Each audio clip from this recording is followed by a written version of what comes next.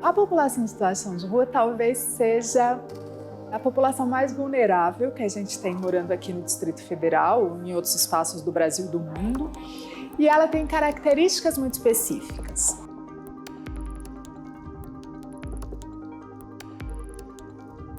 Qualquer ação que interfere diretamente na distribuição cotidiana da população no espaço da rua comprometeria a nossa metodologia.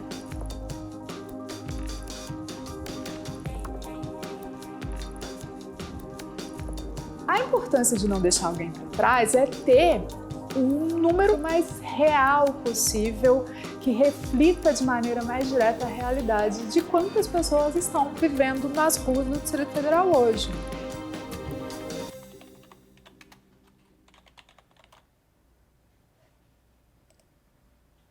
Foi um esforço de alinhamento, planejamento, de definição, de construção metodológica, operacional muito trabalhoso, porque a realidade dessas pessoas é muito complexa e que já tem uma característica de ser muito heterogênea, tem uma série de vulnerabilidades que se sobrepõem. Foi bem difícil e foi um desafio para a gente.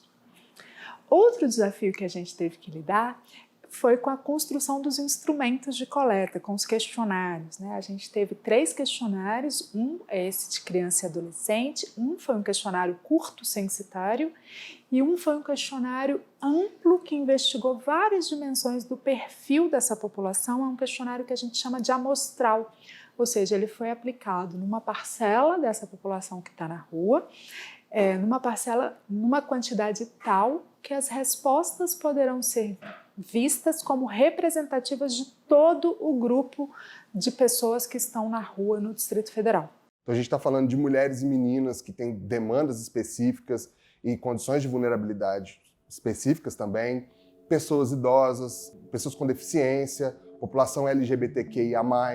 Então são vários grupos populacionais que estão dentro desse grande grupo população em situação de rua que precisam também ter as suas condições visibilizadas e reconhecidas e as suas demandas também conhecidas para que os diversos setores da sociedade possam atuar diante da situação. Por isso que a pesquisa vem nesse contexto. Quem é a população em situação de rua no Distrito Federal? Quantos são imigrantes, quantos são migrantes, de onde vêm, de onde são daqui, há quanto tempo estão na rua, como sobrevivem na rua, é por meio de catação, não é? Então entender a população em situação de rua é poder planejar uma política pública de qualidade para ela. Vamos lá. Ó, vocês estão com os mapas então no primeiro dia, correto? Então é o primeiro mapa que tem que ser estudado. É bom quebrar a cabeça, é bom discutir, né? Porque é o primeiro momento que vocês estão com o mapa, isso é normal. Mas à medida que a gente vai passando agora as horas, né? Vai a campo ainda, e principalmente os dias da semana que vem, vocês vão, né, aprendendo, tirando mais dúvidas com a gente. A Tatiana vai dar algumas orientações agora, Tatiana. É importante ir para o território que vocês têm, para a área que vocês têm, sabendo o que vocês têm que fazer, né? Porque é não deixar ninguém para trás, a gente precisa contar todo mundo. A gente tem os números do CEAS, que é um número de abordagem que é bastante útil, a gente usou muitos dos dados do CEAS, sem eles a gente não teria esse nível de planejamento que a gente tem aqui, mas é preciso fazer uma pesquisa governamental, né, assim, que pergunte por outros elementos também, né? Então, assim, o CEAS está fazendo um registro, que é um registro amplo e importante, mas aqui, principalmente no questionário longo, que a gente vai trabalhar semana que vem, a gente pergunta um monte de coisas que o CEAS não tem nem objetivo de perguntar, né? Que vai refinar o conhecimento que a gente tem sobre essas pessoas para que depois a gente possa pensar ações. Tem vários momentos em que a gente vai conversar, tem secretarias que vêm aqui na Codeplan e perguntam pra gente quantas pessoas, a gente quer fazer um programa para as pessoas em situação de rua, quantas pessoas estão na rua? Não sabemos. Ah, a gente está fazendo plano de interesse de habitação de interesse social. Qual é o perfil dessas pessoas? Qual que é a renda média delas? Onde elas ficam? A gente diz não sabe. Então agora, pelo menos, quando alguém vier perguntar, a gente fala, a gente sabe, tá aqui. Se a ação vai sair no ano que vem, a gente não sabe, mas não é por falta de dado que a ação vai deixar de acontecer, entendeu? As políticas sociais são aquelas que trazem muito desafio para serem desenhadas e para serem implementadas. Tem um monte de histórias de políticas sociais que não dão certo porque elas não foram pensadas de maneira a atender às demandas específicas daquele público para quem ela se destina, sabe? E as estratégias para conhecer o público, seu contexto, suas demandas, são estratégias de pesquisas que vêm das ciências sociais e que são muito úteis, são imprescindíveis numa etapa de desenho de uma ação, de uma estratégia, de uma política pública. A gente está sempre tentando aperfeiçoar as nossas metodologias. Eu acho que nessa pesquisa, especialmente, a gente teve uma característica muito sui generis, que acho que nas outras a gente não tem tanto, assim, que é um envolvimento de muitos atores com diferentes perspectivas. Então a gente teve um esforço de articulação, tanto o presidente da Codeplan, quanto eu, quanto a Tatiana, gerente responsável. A gente fez um esforço de articulação muito grande para estar o tempo todo se comunicando com esses atores. Teve um aprendizado também em relação a fazer uma pesquisa que, por sua natureza metodológica, ela precisa ser feita de forma muito rápida. A gente acompanha outras pesquisas aqui na Codeplan em que a coleta de campo pode durar mais tempo, que são pesquisas domiciliares. Mas nessa, o campo teve que ser muito rápido e a gente tem pouco tempo, então, para corrigir eventuais problemas e desafios que a gente vai identificando durante o campo para conseguir ter uma qualidade metodológica.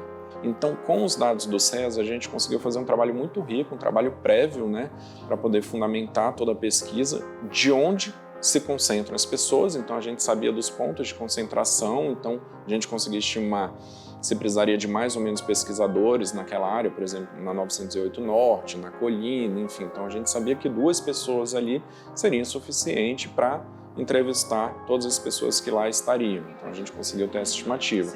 E para além disso, o que faria sentido fazer uma cobertura a pé dos pesquisadores e o que faria sentido de carro. Então, a partir desses dados, a gente inclusive fez um mapa de cada RA, e foi um trabalho muito rico também pelo Diego e por toda a equipe aqui da Codeplan. A gente desenhou os polígonos, né, dentro de cada RA, de onde as regiões seriam percorridas a pé pelas equipes e onde poderia ser feito de carro, porque teria uma chance menor de encontrar, né, pessoas, mas sem deixar nenhuma parte do território do Distrito Federal descoberta. As Nações Unidas têm chamado a atenção, no âmbito das agendas internacionais, que para alcançar os objetivos e metas traçados pelos países, é fundamental não deixar ninguém para trás. E o que isso significa na prática?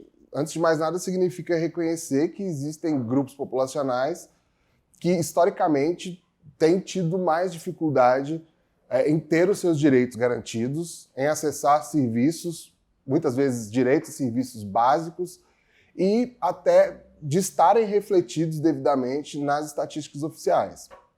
É uma experiência também que pode ser compartilhada com outros estados, no caso do Brasil, pode servir de referência para a pesquisa nacional e também apoiar outros países que queiram, estejam desenvolvendo pesquisas semelhantes a essa.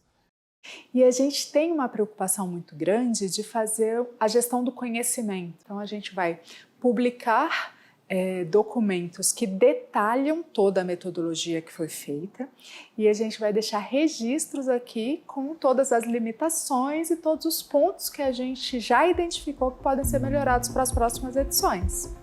Então a gente precisa ter sempre informações atualizadas para que essas outras ideias e outras ações, quando chegarem a hora delas, as evidências sobre esse público não sejam um entrave para que essas ações possam ser implementadas.